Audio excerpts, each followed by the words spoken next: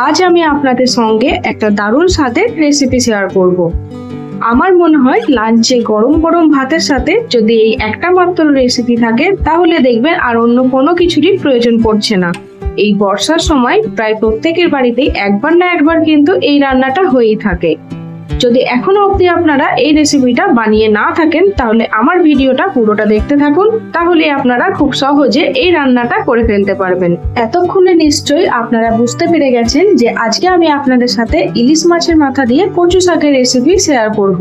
আর এই ইলিশ মাছের মাথা দিয়ে কচু শাকের রেসিপিটি কিন্তু একটা বহু পুরনো রান্না। তো চলুন আর দেরি না করে ঝটপট ইলিশ মাছের মাথা দিয়ে কচু শাকের রেসিপিটি দেখে নেওয়া যাক।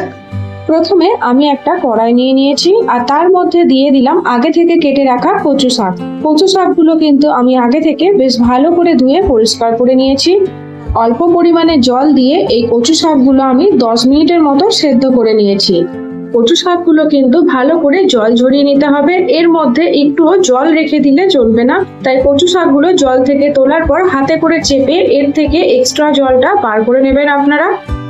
এবার আমি একটা আলাদা কড়াই নিয়েছি আর তার মধ্যে দিয়ে দিয়েছি 3 থেকে 4 চামচ মতো সরষের তেল। তেলটা গরম হয়ে আসলে এর মধ্যে দিয়ে দিলাম ইলিশ মাছের মাথাগুলো। সামান্য পরিমাণে হলুদ আর স্বাদ মতো নুন দিয়ে এই ইলিশ মাছের মাথাগুলো খুব ভালো করে ভেজে নিতে হবে। এই ইলিশ মাছের মাথা দিয়ে কচু শাকের রেসিপিটি যদি একবার বানিয়ে খান তাহলে দেখবেন আবারও বানাতে মন যাবে, কারণ এটা খেতে দুর্দান্ত হয়। ইলিশ মাছটা যতক্ষণে ভাজা হচ্ছে ততক্ষণে আমরা একটা মশলা তৈরি করে নেব। তার জন্য একটা মিক্সিং জার নিয়েছি আর তার মধ্যে দিয়ে দিলাম কয়েক টুকরো আদা, রসুন আর 2টো কাঁচা লঙ্কা। এই আদা, রসুন আর কাঁচা লঙ্কাটা সামান্য পরিমাণে জল দিয়ে একটা পেস্ট বানিয়ে নিতে হবে। আর দেখুন এইদিকে ইলিশ মাছের মাথাগুলো কিন্তু বেশ লাল লাল করে ভাজা হয়ে গেছে।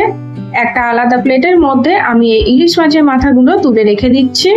এইবার ওই একই তেলের মধ্যে দিয়ে দিলাম কালো জিরে, শুকনো লঙ্কা আর তেজপাতা ফোড়ন।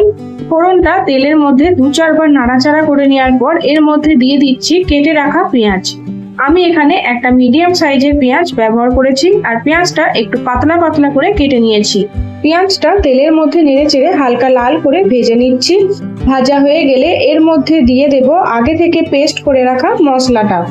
এই সম্পূর্ণ রান্নাটা কিন্তু ইলিশ মাছ ভাজা তেলের মধ্যেই করবেন, তাহলে দেখবেন এটার টেস্ট আরো বেশি হবে। তাই ইলিশ মাছের মাথাগুলো ভাজার সময় কিন্তু তেলের পরিমাণটা একটু বেশি করে দিয়ে দেবেন।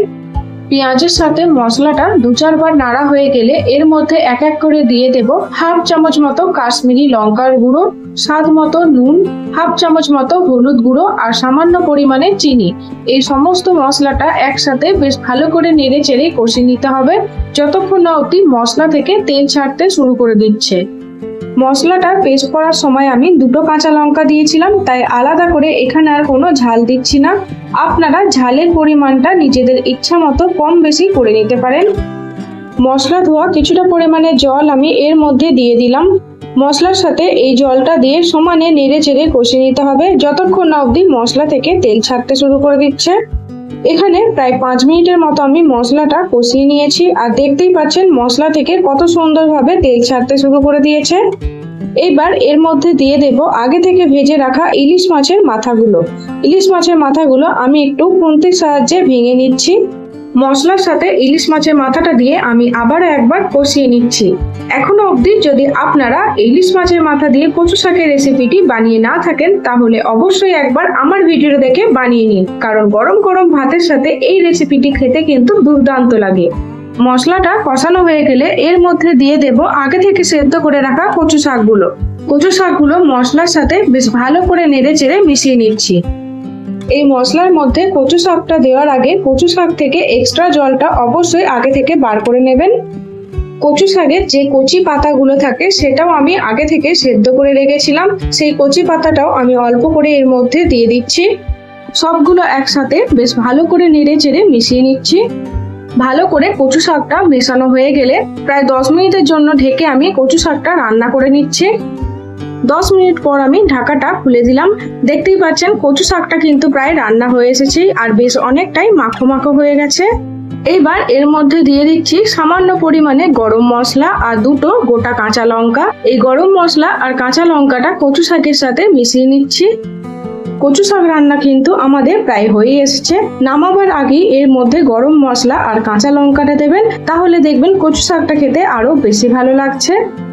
এই বর্ষার সময় টাটকা ইলিশ মাছ আর কচু শাক দুটোই কিন্তু বেশ ভালো পাওয়া যায়। তাই আর দেরি না করে ঝটপট একবার ইলিশ মাছের মাথা দিয়ে এই কচু শাকের রেসিপিটি বানিয়ে নিন। এটা খেতে এতটাই ভালো হয় যে এর স্বাদ কিন্তু আপনার মুখে লেগে থাকবে। একদম গরম গরম ভাতের সাথে এই ইলিশ মাছের মাথা দিয়ে কচু শাকটা আমি পরিবেশন করে নিয়েছি।